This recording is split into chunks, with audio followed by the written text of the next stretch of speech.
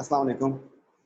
बेटा हमने जो है INET स्टार्ट किया हुआ है और उसमें जो है अब जो है न्यू टॉपिक स्टार्ट करेंगे बफर सॉल्यूशन। इससे पहले जो हमने स्ट्रॉन्ग एसिड और वीक एसिड की जो है पीएच निकालना जो है वो देख लिया था और जो है हम जो है उसमें के एक एटम इंट्रोड्यूस करवाया था हमने और उसके अलावा जो है स्ट्रॉन्ग एसिड्स को जब मिक्स कर देते हैं स्ट्रॉन्ग बेसिस को मिक्स एसिड और बेस को मिक्स कर देते हैं रिजल्टिंग सॉल्यूशन की पीएच वो भी फाइंड कर लिया था। The now very important topic and that is buffer solution. तो फर्स्ट ऑफ ऑल इसकी हम बात कर लें कि buffer solution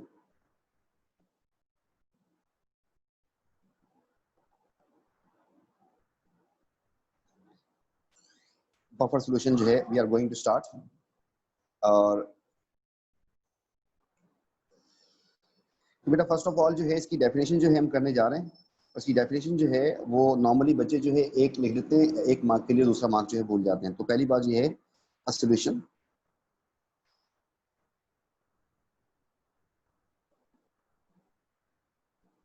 which resist to change in pH। ये बात लिख देते हैं बच्चे। और सेकंड जो इसकी बात है वो भूल जाते हैं, तो that is when small amounts of acid or base is added। तो ये दो मार्क्स की होती है डेफिनेशन। तो इसमें दो बातें हमने लिखी हैं, तो दोनों बातों को जो है इसका एक पॉइंट ये वाला जो है आपको लास्ट में ध्यान में रखना है। बहुत सारे बच्चे इसको मिस कर जाते हैं। तो एक ऐसा सोल्यूशन जिसमें अगर आप थोड़ी सी अमाउंट एसिड की ऐड कर दें या बेस की ऐड कर दें तो उसकी जो पीएच में ड्रास्टिक चेंज आना था वो नहीं आएगा। फॉर एग्जाम्पल अगर आपके पास वाटर है, उसकी पीएच 7 होती है, आपने उसमें थोड़ी सी अमाउंट एसिड की डाल दी तो उसकी पीएच एकदम से नीचे आ जाएगी, 2 पे 3 पे आ जाएगी। इस तरीके से अगर आपने उसमें बेस डाल दी उसकी पीएच जो है 7 से थोड़ी देर में बढ़ जाएगी, 11-12 हो जाएगी। तो लेकिन अगर बफर सोल्यूशन होगा तो ये इसको पीएच को चेंज नहीं होने देता। बफर सोल्यूशन का जो कॉन्सेप्ट है हमारे पास ये आया था बायोलॉजिकल रिएक्शन से। तो एंजाइम्स जो हैं वो आपको पता है कि जिनको एंजाइम्स जिन्होंने पढ़ा था, तो enzymes are very specific to their pH. वो एक पर्टिकुलर पीएच के ऊपर काम करते हैं। तो बायोलॉजिकल रिएक्शन जो बॉडी के अंदर हो रहे होते हैं वो उससे जो है ये कॉन्सेप्ट आया था कि ऐसी क्या चीज है ब्लड में, ऐसी क्या चीज है बॉडी में जिसमें अगर हम कुछ अमाउंट एसिड की आ जाए या बेस की आ जाए तो वो अपने आप को चेंज नहीं होने देता पीएच को। जैसे अगर आपकी स्किन की पीएच की बात करें तो दैट इज 5, हल्की सी एसिडिक होती है। अगर ये ज्यादा आपने उसको एसिडिक कर दिया, उसकी पीएच 4.5 पे कर दी या 4 कर दी, तो फिर जो है ड्राई स्किन हो जाती है, तो उस स्किन इरिटेशन हो जाती है, इससे प्रॉब्लम आता है। इस तरीके से अगर जो है ये 6 या 7 पे चली जाती है तो इसकी वजह से जो है ऑयली हो जाती है स्किन, तो उसकी पीएच को मेंटेन करना होता है। इसलिए आपने देखा होगा कि जो है बहुत सारे कॉस्मेटिक्स वाले जो आपसे कहते हैं कि वो जो है आप इस पे लेमन वगैरह जो है उसका जो है जूस जो है वो मिक्स करके लगाएं इसके ऊपर। और इस तरीके से ब्लड की जो पीएच होती है दैट इज 7.4 7.5 होती है। तो अगर उसको ये स्लाइटली बेसिक होती है, अगर न्यूट्रल थोड़ी सी ऊपर होती है, तो अगर जो है इसकी पीएच को एसिडिक कर देंगे तो एसिडोसिस हो जाता है जिसकी वजह से इंसान कोमा में जा सकता है। तो पीएच किस तरीके से मेंटेन होती है उसका कॉन्सेप्ट जो है वो हमने इसको जरा देखना है कि कैसे ये काम करता है और ये सोल्यूशन एक्चुअली होता क्या है। अब देखना है सोल्यूशन बनता कैसे। तो the first thing is how we preparation of buffer. If you want to make a buffer solution, अगर आप बफर सोल्यूशन बनाना चाहते हैं तो आपको इसमें करना क्या होगा। आपको इसमें नंबर 1 आप क्या करते हैं, by mixing a weak acid, तो वीक एसिड ले लें एंड इट्स सॉल्ट, उसका सॉल्ट मिक्स कर दें। अब इससे जो आपके पास बफर बनेगा वो बनेगा आपके पास एसिडिक बफर बनेगा।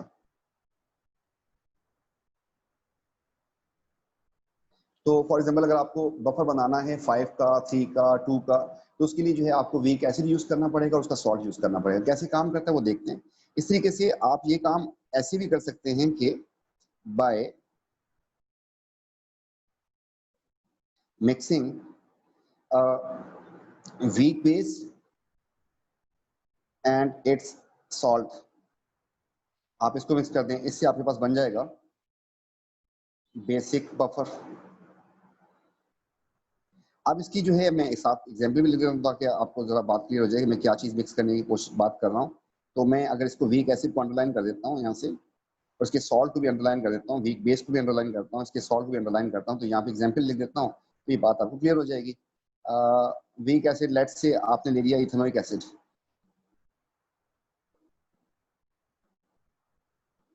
Ethanoic acid is a weak acid, इसका सॉल्ट हो जाएगा आपके पास सोडियम इथेनोएट, ये इसका सॉल्ट हो गया। तो इन दोनों को मिक्स करने से आप बफर बना सकते हैं। वीक बेस की बात करते हैं तो you have taken for example ammonium hydroxide and it's salt will be ammonium chloride, तो इससे बन सकता है। एक बात जो है बच्चों को नहीं पता होती और कई दफ़ा उसने जो है पूछने की कोशिश की, उसमें जो बच्चे स्टक हो जाते हैं, तो इसलिए मैं थर्ड पॉइंट जो है इसको स्टैटिक भी लगा रहा हूँ कि अगर आपको बफर बनाना है तो बफर किसी और तरीके से बन सकता है, and that is by adding limited amount of base to excess of weak acid। तो अब कैसे बन गया बफर? देखिए पहले शुरू में आपके पास जो है, इसको हम पूरा आपको डेमोन्स्ट्रेट भी करेंगे, बताएंगे, प्लीज को डिटेल में भी देखेंगे।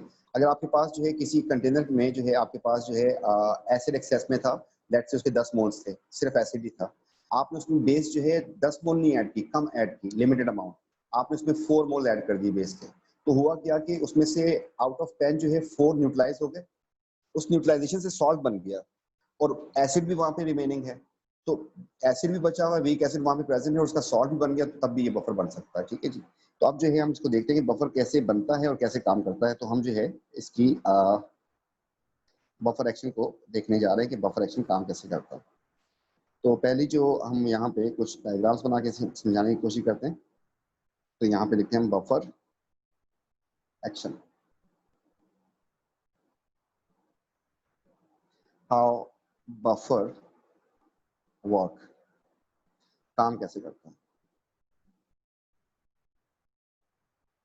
तो इसके लिए जो है मैंने लेट से यहाँ पर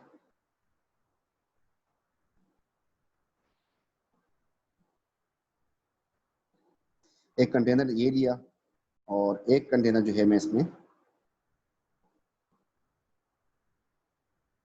ये दूसरा बीकर आ गया हमारे पास, इसमें जो है हमारे पास, तो पहले वाले में जो है हमारे पास लेट से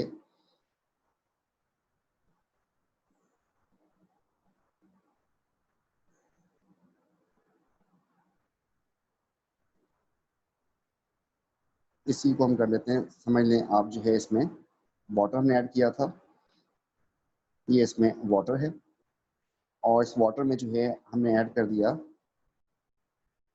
वीक एसिड, वीक एसिड जो है हमने इथेनोइक एसिड ऐड कर दिया, और इस तरीके से हमने इसमें ऐड कर दिया इसी का salt, and that is sodium ethanoate. इन दोनों को हम ऐड कर देंगे तो ये अब जो है बफर बन सकता है। इसको साथ साथ समझाने के लिए जो है मैंने इसके साथ लिख दिया कि 100 मॉलिक्यूल्स मैंने इसके ले लिए थे और 100 मॉलिक्यूल्स मैंने इसके ले लिए थे। अब आपको पता है कि सॉल्ट जो है वो कम्प्लीटली आयोनाइज होता है, तो इसलिए जो है पहली बात हम यहाँ पे लिखने जा रहे हैं कि आपके पास इससे बन जाएंगे ये आयंस, और ये आयंस बन जाएंगे, और कितने कितने बनेंगे, 100 इसके बन जाएंगे और 100 इसके बन जाएंगे। इस तरीके से जो सॉल्ट था ये तो कंप्लीट डिसोसिएट हो गया पानी में जाते साथ, लेकिन वीक एसिड जो है वो पार्शियली डिसोसिएट होगा, इसमें कुछ एसिड जो है वो डिसोसिएट हो जाएगा, आयन बन जाएंगे ये वाले और ये वाले, और कुछ जो है वो अनडिसोसिएटेड रह गया। लेट्स से अगर आपके पास 100 थे मॉलिक्यूल्स, तो इसमें से हुआ ये कि आपके पास 10 ये बन गए, 10 ये बन गए, और 90 जो है वो इसी फॉर्म में रह गए। अब इस कंटेनर में एक्चुअली हो क्या रहा है, अगर आप गौर से देखें तो इथेनोएट आयन, हाइड्रोजन आयन जो आयंस बन गए हैं उनको मैं एक जगह पे सम अप करने की कोशिश करता हूँ कि कौन कौन से आयन्स हैं और कितने कितने हो गए। ये आपका वाटर का लेवल हो गया। इस केस में अगर मैं यहाँ पर लिखता हूँ कि मेरे पास इथेनोएट आयन की बात करता हूँ, तो फाइनली मेरे पास जो आयन्स होंगे, जो पार्टिकल्स होंगे पानी में, उनको हम लिख रहे हैं। एक हमारे पास ये वाला पार्टिकल होगा, एक हमारे पास हाइड्रोजन आयन होगा, एक हमारे पास सोडियम आयन होगा, और एक होगा हमारे पास वीक एसिड। ये होंगे। इन पार्टिकल्स की काउंटिंग करते हैं तो हमारे पास ये पार्टिकल्स कितने कितने बन जाएंगे, ये जरा देखते हैं। तो हमारे पास इथेनोएट आयन दो सोर्सेज से आ रहा है, इधर से भी इथेनोएट आयन आ रहा है और इधर से भी आ रहा है। तो मेजर सोर्स जो है इसका वैसे सॉल्ट है, तो ये बात हम यहाँ पे इसके साथ देख देते हैं कि ये हमारे पास सॉल्ट था, जबकि ये हमारे पास वीक एसिड था। तो हमारे पास ये टोटल पार्टिकल्स जो है इसके हो गए हैं 110।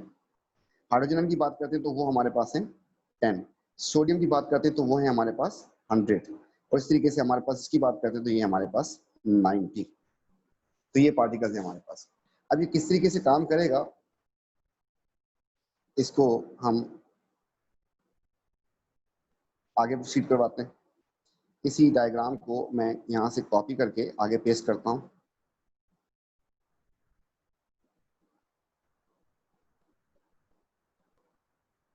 ठीक है, तो इसको समझाने के लिए जो है पहले यहाँ पे अगले पेज पे समझा देता हूँ, उसके बाद फिर वापस लेके आता हूँ आपको। आपने इसको ये रख दिया। देखिए, अगर आपने इसमें थोड़ी सी अमाउंट इसमें ऐड कर दी एसिड की, तो एसिड अगर आपने ऐड किया, इफ आपने इसमें एसिड ऐड किया, एसिड का मतलब होता है एच आयन, ये ऐड किया आपने, तो होगा क्या, एच आयन किससे रिएक्शन कर सकता है, आप देख लें इसमें गौर से, आपको समझ आ जाएगी। एच आयन जो है सोडियम, इसके ऊपर पॉजिटिव चार्ज है, तो इसके साथ रिएक्शन नहीं कर सकता, ना ये इसके साथ रिएक्शन कर सकता है, ना ये इसके साथ रिएक्शन कर सकता है। एसिड एसिड के साथ रिएक्शन नहीं कर सकता, और ये दोनों पॉजिटिव चार्ज, ये भी पॉजिटिव चार्ज है, रिपल्शन होगी। तो ये किससे रिएक्शन करेगा, ये एक्चुअली रिएक्शन कर जाएगा किससे जाके, ये कर जाएगा रिएक्शन इसके साथ। और होगा क्या, इन दोनों के मिलने से क्या बन जाएगा आपके पास, आपके पास बन जाएगा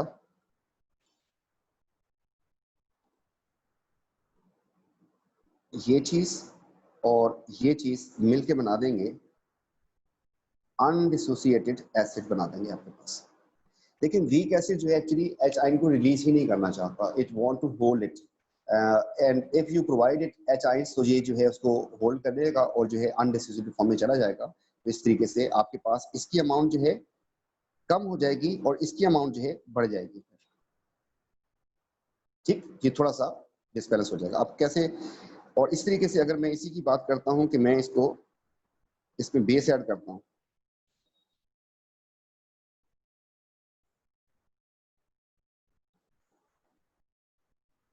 तो यहाँ पे हम लाइन खींचते हैं, और अब जो है बेटा इसमें मैं ऐड कर रहा हूँ base. Let's say base add कर दी, बेस का मतलब होता है OH। अब ये OH किसके साथ रिएक्शन कर सकता है, नंबर वन इसके साथ रिएक्शन नहीं कर सकता, इसके साथ कर सकता है, इसके साथ कर सकता है, और इसके साथ कर सकता है। ठीक है जी, इन तीन चीजों के साथ रिएक्शन कर सकता है। अब मैं अगर फॉर एग्जाम्पल यहाँ पे लिखता हूँ OH एंड सोडियम, तो बेटा इससे बन जाएगा आपके पास सोडियम हाइड्रोक्साइड। लेकिन ये तो स्ट्रॉन्ग है, ये फिर टूट जाएगा, क्या बन जाएगा आपके पास सोडियम एंड ये, क्योंकि स्ट्रॉन्ग जो है वो कंप्लीटली आयोनाइज हो जाते हैं। इसका मतलब ये हुआ कि जो चीज शुरू में थी वही चीज आखिर में, इसका मतलब ये रिएक्शन नहीं होगा। अगर मैं इनको जोड़ भी दूं, इन दोनों को आपस में कंबाइन कर भी दूं, तो इन दोनों को कंबाइन करने से ये बनेगा विच इज स्ट्रॉन्ग। अगर स्ट्रॉन्ग है तो फिर दोबारा डिसोसिएट हो जाएगा, तो अगर डिसोसिएट हो रहा है इसका मतलब कि ये रिएक्शन हुआ ही नहीं, क्योंकि शुरू और आखिर की चीज सेम है। इसलिए अब इसको मैं क्रॉस कर रहा हूँ कि ये रिएक्शन नहीं होने वाला। अब आपके पास क्या चीज बची, अब आपके पास इसी OH का जो रिएक्शन है वो करवाने के लिए वो आप इसको लेके आ जाए एच आयन के सामने, तो बिल्कुल ट्रू, ये रिएक्शन कर जाएगा, वाटर बन जाएगा इससे। तो this is possible. And similarly if we place here OH negative and इसके साथ करवा दूं इथेनोइक एसिड, तो ये बन जाएगा आपके पास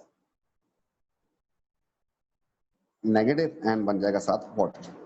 ठीक, ये दोनों रिएक्शन पॉसिबल है। तो इनको मैं दोबारा एक दफा टिक कर देता हूँ, ये भी पॉसिबल है, ये भी पॉसिबल है। लेकिन अगर आप ऊपर से कंटिन्यूसली बेस को ऐड करते जाएंगे, मतलब इसके आप एक ऐड कर दें, फिर 2 ऐड कर दें, फिर 10 ऐड कर दें, फिर 50 ऐड कर दें। एक्चुअली ज्यादा क्वांटिटी में है कौन जो रिएक्शन करेगा? नो डाउट एच आयन जो प्रेजेंट है वहां पे वो रिएक्शन कर जाएगा, इसमें कोई वो नहीं है। लेकिन आपके पास जो ज्यादा है, जिसकी एक्सेस है, वो रिएक्शन करेगा। इसलिए मैं इसको डबल टिक कर देता हूँ, तो इसके चांसेस जरा ज्यादा है, क्योंकि ये अनडिसोसिएटेड जो एसिड वहां पे बैठा हुआ है, तो बेस के साथ रिएक्शन करके जो है इसको कंप्लीट जो है कन्वर्ट मार देगी। इस केस में जो है हम इस बात को लिख देते हैं यहाँ पर कि अगर हम बेस ऐड करेंगे तो हमारे पास ये वाला रिएक्शन होगा, और अगर हम एसिड ऐड करते हैं तो हमारे पास ये वाला रिएक्शन होगा। ठीक जी। तो हमारे पास असल में इसमें जो आयन्स थे आपके सामने हैं, तो कौन कौन से आयन्स एक्चुअली रिएक्शन करते हैं, तो ये बात जो है आपको इसमें सेट करनी है, और इससे सारा मामला इंशाल्लाह सीधा हो जाएगा। तो ये बात हम लिखने जा रहे हैं कि जब हमने बफर एक्शन में कि when acid or base added to buffer solution,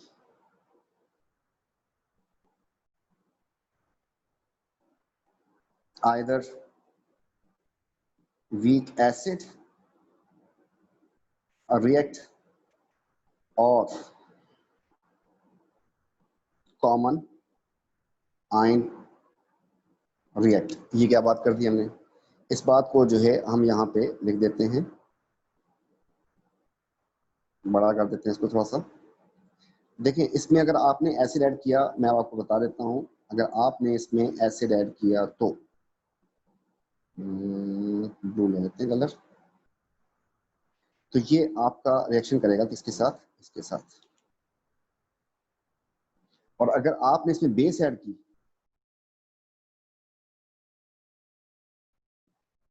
hydroxide, तो ये रिएक्शन करेगा किसके साथ? इसके साथ। ये दोनों ही लार्ज अमाउंट्स में हैं, और ये दोनों उसके साथ रिएक्शन करते रहेंगे। आने वाले एच आयन जो है अपने आप को डोमिनेट नहीं कर सकते। जैसे आपने इसमें एच आयन ऐड किया एक, तो ये 11 नहीं होंगे, बल्कि ये इसके साथ रिएक्शन कर जाएगा, और वो 10 रहेंगे, जिसकी वजह से पीएच उतनी ही रहेगी जो पहले थी। 10 की वजह से जो पीएच आ रही थी।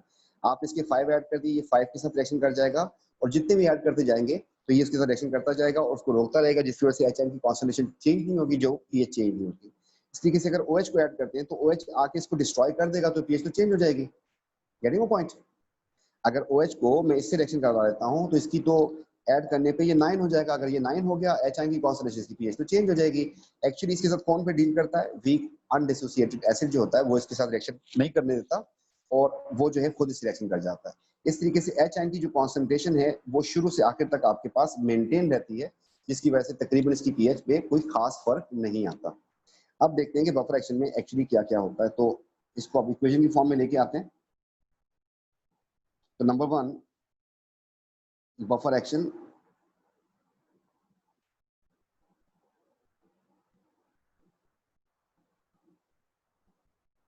बफर एक्शन में हमने यहाँ पे लिखा कुछ, तो हमारे पास जो वीक एसिड होता है, जैसे ये था, ये आयंस बनाता है रिवर्सिबली, ये वीक एसिड, और जिसका सॉल्ट होता है वो इरिवर्सिबली सारा कन्वर्ट हो जाता है इस फॉर्म में और इस फॉर्म में। ठीक, तो ये तो हमारे पास बफर। जब अब जब इसमें हम ऐड करते हैं बेस को या एसिड को, तो फिर ये कैसे काम करता है? when acid is added,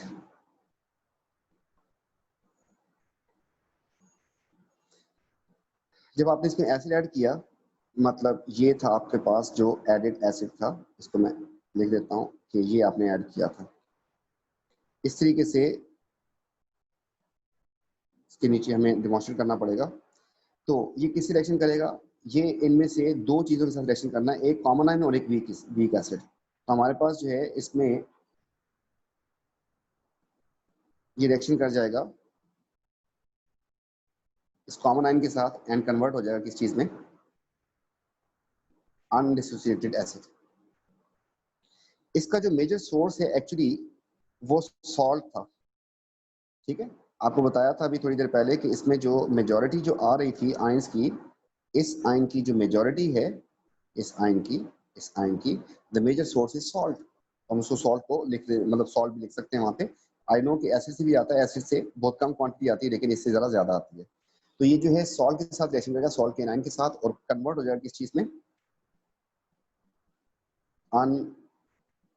undissociated acid की फॉर्म में कन्वर्ट हो जाएगा। यहाँ पर हमें अगर लिखना हो तो हम लिखेंगे added acid react with salt, that is common ion, and produce undissociated acid. This way, concentration of H ions remains almost same, that is pH. उसकी pH भी फिर चेंज नहीं होगी, वैसी रह जाएगी। इसी तरीके से अगर हम इसमें बेस ऐड कर देते हैं,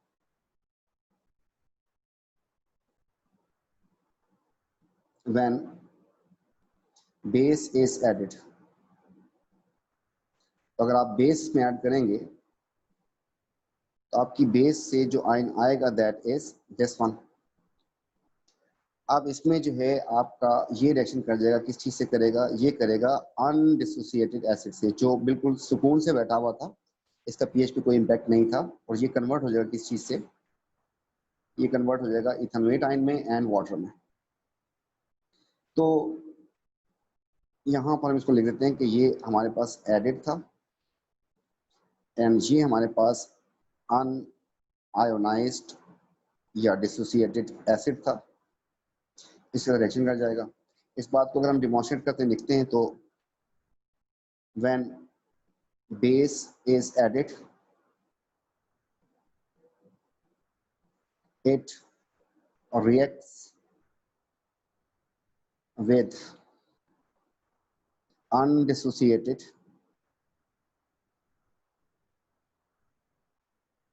acid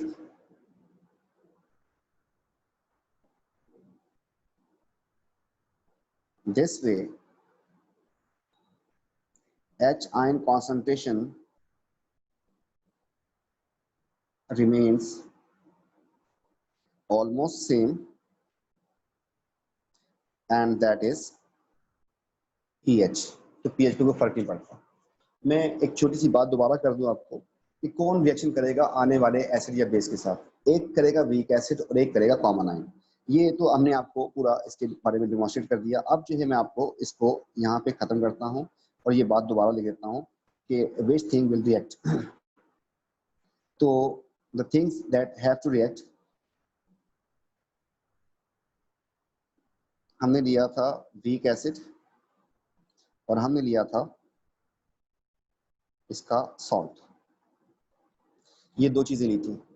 लेकिन किस किस से रिएक्शन करना है, एक कॉमन आयन ने करना है। आप इसमें से कॉमन आयन निकाल सकते हैं और एक करना है वीक एसिड में। तो पहली बात तो कंफर्म ये हो गई कि एक तो करना है इसमें, ठीक है जी, और एक इसकी कॉमन आयन है, और कॉमन आयन दोनों से जो निकलेगा इसमें से सोडियम आयन निकलेगा और इससे जो है एच आयन निकलेगा। लेकिन ये आयन जो है दोनों में कॉमन होगा, विच वन, इथेनोएट आयन इसमें भी आएगा एंड इथेनोएट आयन जो है इसमें भी आएगा। तो this is the second thing which has to react. तो आपको जो है इनको देखते साथ पहचानना होगा कि इसमें कॉमन आयन कौन सा होगा और कॉमन आयन कौन सा होगा और वीक एसिड कौन सा है। उसकी बेस के ऊपर आपका काम आसान हो जाएगा। नंबर वन ये चीज होगी and the number two is this thing. इन दोनों ने रिएक्शन करना ना। अगर आपने गलत भी लिख दिया इंशाल्लाह फिर भी आप सही लिख लेंगे। तो फॉर एग्जांपल आपके पास ये आपने एसिड ऐड किया था और आपने बेस ऐड किया था, तो इनमें से कौन कौन किससे रिएक्शन करेगा। रिएक्शन तो लाजमी सी बातें करेंगे, और करेंगे कौन कौन, ये दो चीजें करेंगी। नंबर वन, या तो ये चीज करेगी या तो ये चीज करेगी। अगर आपने गलती से फॉर एग्जाम्पल यहाँ पे आपने इसके सामने लिख दिया CH3COO नेगेटिव, आपको खुद ही ख्याल आ जाएगा यार नेगेटिव नेगेटिव तो रिएक्शन ही नहीं कर सकते, तो इसलिए जो है आप यहाँ से हटाएंगे इसको, इस चीज को फिट कर देंगे। अब देखें होता क्या है, इन दोनों की रिएक्शन करवाने से क्या बनेगा, इनके रिएक्शन करवाने से बन जाएगा इथेनोएट आयन एंड वाटर। अब एक चीज गौर से देखिएगा, जो इसका रिएक्टेंट था ना वो इसका प्रोडक्ट होगा, कंफर्म। ये इंटर कन्वर्जन हो रहा होता है। इंटर कन्वर्जन जो है कैसे होता है ये बात बता देता हूँ कि अगर आपका जो OH था वो इससे रिएक्शन करेगा और ये बन जाएगा ये चीज, और इस तरीके से अगर आपके पास एसिड आता है, एसिड आपका इससे रिएक्शन करेगा और बन जाएगा ये चीज, इंटर कन्वर्जन चल रहा होता है। तो ये बात आपको बताइए कि अगर आपको ये बात पता चल गई तो आप जो चाहते हैं कि this will be actually CH3COOH, ये सिर्फ जस्टिफाई करने के लिए, आपको बहुत आसान करने के लिए, ठीक है, बात तो समझा दी है वो तो, लेकिन आपको जो क्वेश्चन सॉल्व करने ताकि आप कहीं स्टक ना हो, इसलिए जो ये बात आपको समझा रहे हैं।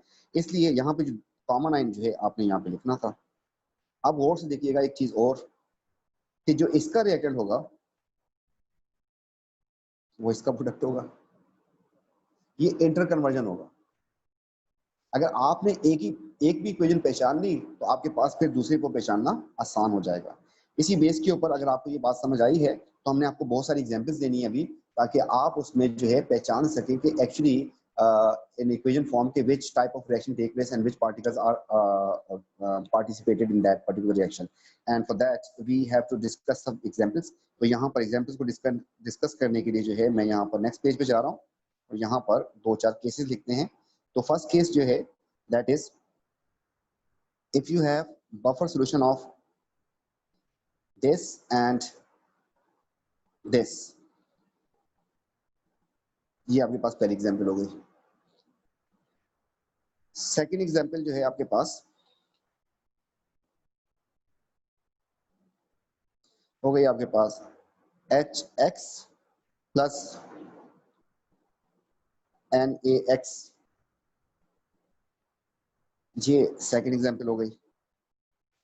थर्ड एग्जांपल आपके पास हो गया H2SO4 and NaHSO4, ये हो गई आपके पास थर्ड एग्जांपल। एंड इसी तरीके से एक और एग्जांपल दे देते हैं आपको, फोर्थ एग्जांपल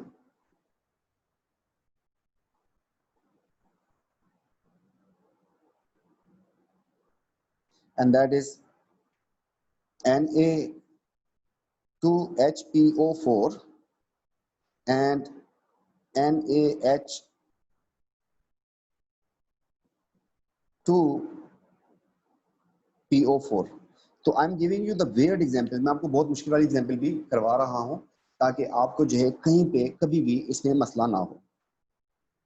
हर केस में आपको बताना है कि बेस के साथ रिएक्शन कौन करेगा और एसिड के साथ रिएक्शन कौन करेगा। तो फॉर एग्जांपल आपने एसिड ऐड किया इसमें,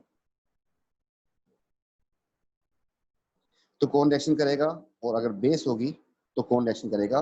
तो बस इन इक्वेशन को कंप्लीट करना, बाकी डेमोंस्ट्रेट करना आपके लिए आसान है, वो नहीं कर मसला नहीं होगा।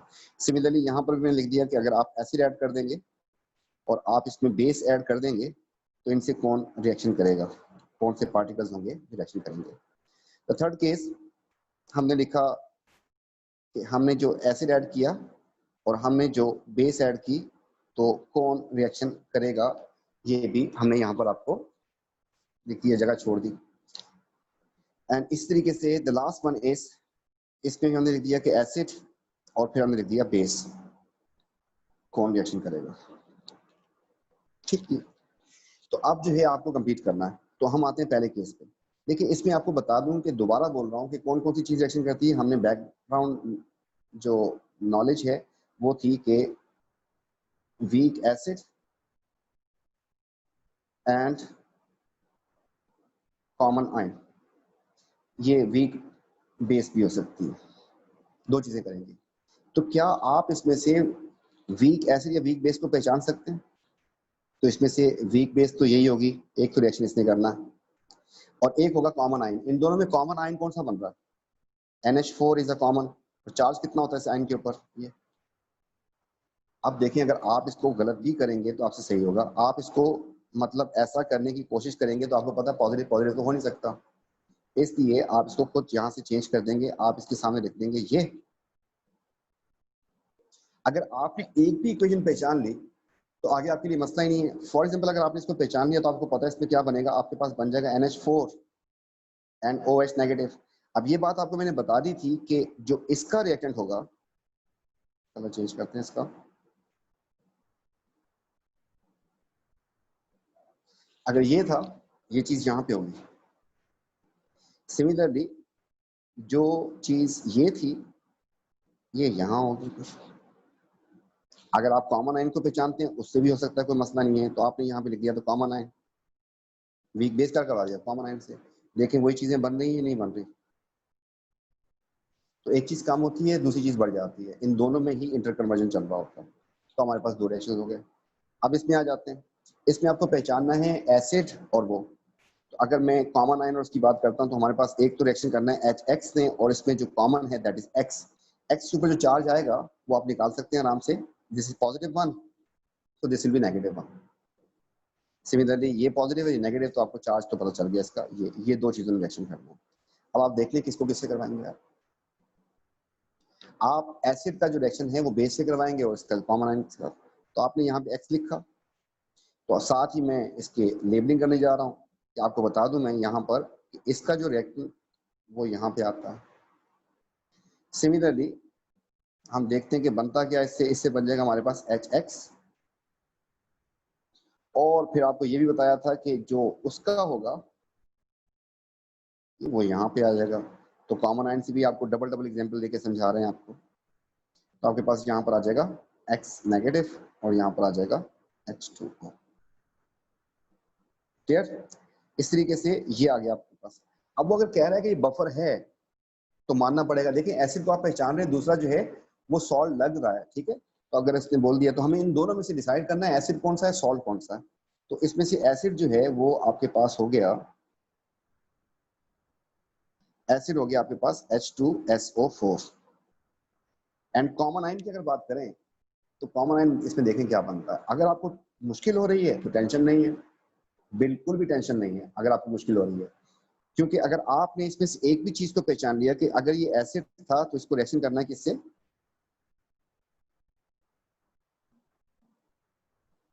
देखिए इसमें वाकई कॉमन आयन जो है थोड़ा सा निकालना बच्चे को मसला होता है। तो हमने वीक एसिड तो लिख सकते हैं ना यहाँ पे, ये वीक एसिड लिख दिया। कॉमन आयन अगर आपको मसला हो रहा है नो टेंशन, आप ये देखें कि अगर ये वीक एसिड को काउंट कर रहा है वो इससे रिएक्शन करेगा बेस से। तो इससे बनेगा क्या, इससे बेटा आपको इसका एक ही जो हाइड्रोजन आयन है वो न्यूट्रलाइज करवाना है। तो आपके पास बन जाएगा H2O बन जाएगा और साथ बच जाएगा इसके HSO4 एंड H2O, ये चीज बच जाएगी। अब ऐसा क्यों कह रहा हूँ गौर से सुनिएगा। आपने जब ऐड किया तो आप इसमें से ये डाइबेसिक एसिड है, ठीक है, वेट एग्जांपल दे रहा हूँ, थोड़ी सी मुश्किल दे रहा हूँ जरा मैं, वरना आपके पास इतनी टेक्निकल इतनी मुश्किल जरा नहीं आती, अगर आ भी जाए तो आपके लिए मसला नहीं होगा। तो यहाँ पर OH जो है वो एक था, उसको न्यूट्रलाइज करने के लिए इसका एक H चला जाएगा। जब इसका एक H चला जाएगा तो बाकी क्या बच जाएगा, HSO4 बचेगा, चार्ज नेगेटिव होगा। अगर आपने ये बात पहचानी तो फिर जरा गौर से देखिएगा कि जो इसका वो यहाँ पे, और सिमिलरली जो ये चीज बनी थी ये चीज यहाँ पे आएगी, कहानी खत्म। तो यहाँ पे मैं लिखूंगा HSO4, एक्चुअली इसका जो कॉमन आयन था दैट वाज HSO4 नेगेटिव बनेगा, जो शुरू में पहचाने में मसला हो रहा था। और इस तरीके से यहाँ से इन दोनों के मिल जाने से बन जाएगा H2SO4। देखें वो चीजें जस्टिफाइड हो रही हैं जो हमने कहा था कि एक का रिएक्टेंट होकर दूसरे का प्रोडक्ट होगा। इस तरीके से the last example is this one. अब इसमें गौर से इफ यू फाइंड कि आपको नजर आ रहा है कि सोडियम का कोई सॉल्ट है, इसको भी लग रहा है कि सोडियम का सॉल्ट है, बट इफ ही सेज कि इट्स अ बफर, तो फिर बफर तो होगा। बफर बनता किस चीज से, बफर दो चीजों से बनता है, एक वीक एसिड होता है और एक उसका सॉल्ट होता है। Now you have to decide इनमें से एसिड आप किसको असाइन करेंगे। दिस इज थोड़ा सा और ट्रिकी है तो as compare to the previous example it's a more tricky. तो now you need to find only one thing कि इनमें से आप एसिड किसको असाइन करेंगे, बस बाकी सारा काम इंशाल्लाह हो जाएगा। तो इसमें से एसिड जो है मेरे ख्याल में कॉमन सेंस ये कहती है कि इसको एसिड असाइन करना चाहिए क्योंकि इसमें हाइड्रोजन आयन ज़्यादा है, जबकि इसमें हाइड्रोजन कम है। तो हमने एसिड जो है नीचे उतारा, हमने लिख दिया कि इसका जो एसिड है दैट इज NaH2PO4, ये हो गया। Common ion still is the problem, leave it. If it's a weak acid, क्योंकि बफर के तौर पे काम करता है, वीक एसिड काउंट किया उसने, तो वीक एसिड जो है आपको पता है किससे रिएक्शन करता है, हमने लिखा NaH2 एंड PO4। अब इसमें से एक H जो है रिएक्शन कर जाएगा तो हमारे पास बच जाएगा HPO4 और H निकलने के बाद पे चार्ज आ जाएगा ये, और साथ बन जाएगा इसके वाटर। अब जो है अपना वो जो था उसको लगाते हैं हम लोग कि इसका जो रिएक्टेंट होगा वो इसका जो है प्रोडक्ट होगा, इसलिए चुपचाप यहाँ पे लिख देते हैं। देखिए मैंने रिएक्टेंट ही नहीं लिखा और डायरेक्ट जो है मैं ये लिखने जा रहा हूँ, क्योंकि अगर ये गलत तो फिर सब गलत है। And on the other hand अगर मैं इसकी बात करता हूँ कि इसका जो प्रोडक्ट होगा वो इसका रिएक्टेंट होगा, तो फिर भी गलती नहीं हो सकती।